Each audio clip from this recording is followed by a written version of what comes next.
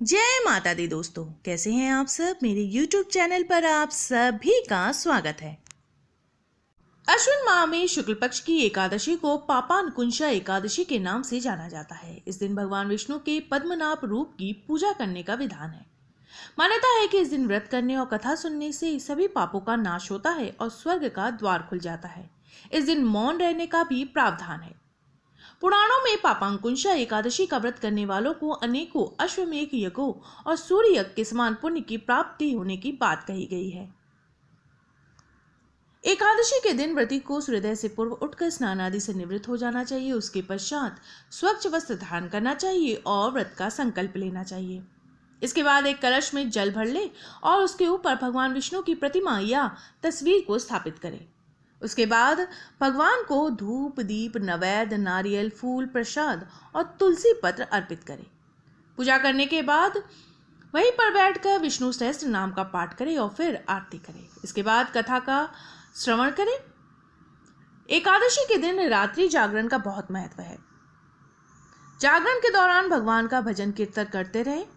व्रत का पालन दशमी तिथि से करना चाहिए। इसके लिए दशमी पर 7 तरह के अनाजों को ना खाएं, जैसे गेहूं, उड़द, मूंग, चना, जौ, चावल और मसूर की दाल का सेवन नहीं करना चाहिए। ये 7 अनाज की पूजा एकादशी में की जाती है।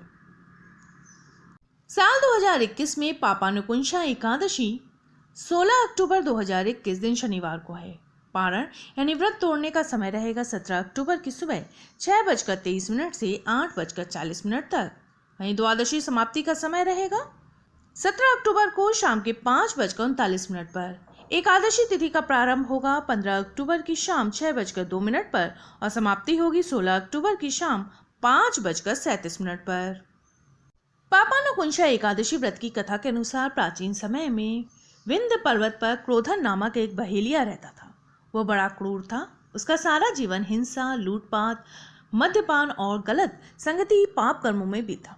जब उसका अंतिम समय आया तब यमराज के दूत बहेलिये को लेने आए और यमदूत ने बहेलिये से कहा कि कल तुम्हारे जीवन का अंतिम दिन है, हम तुम्हें कल लेने आएंगे। ये बात सुनकर बहेलिया बहुत भयभीत हो गया और महर्षि अंगिरा के आश्रम में पहुंचा। महर्षि अंगिरा के चरणों में गिरकर प्रार्थना करने लगा, हे ऋषिवर, मैंने जीवन भर पाप कर्म ही किए हैं। कृपा कर मुझे कोई ऐसा उपाय बताए जिससे मेरे सारे पाप मिट जाए और मोक्ष की प्राप्ति हो जाए।